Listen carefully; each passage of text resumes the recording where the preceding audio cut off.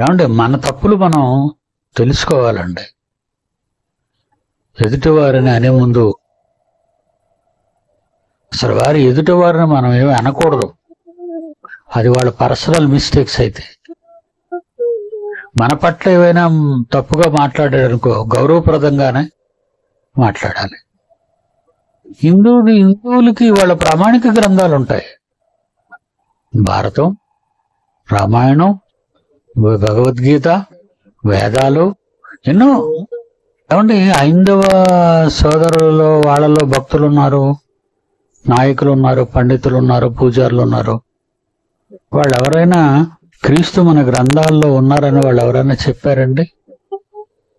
సామరస్యంగా సమాధానంగా కలిసిమెలిసి ఒక కుటుంబంగా జీవిస్తున్న ఈ భారతదేశంలో ఎందుకయ్యా మతభేదాలు కల్పిస్తున్నారు మీరు?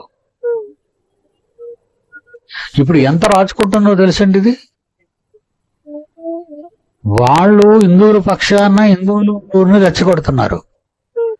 వీళ్ళు క్రైస్తవులు అని చెప్పుకొని హిందూ మత గ్రంథాల్లోకి వెళ్ళి హిందువులను రెచ్చగొడుతున్నారు.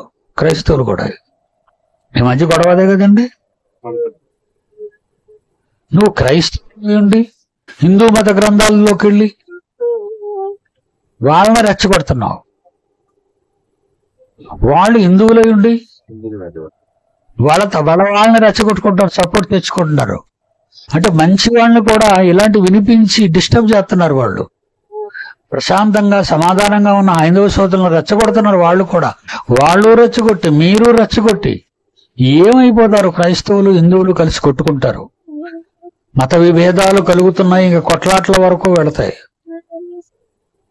ఏమండి నమస్కారం పెడతానండి.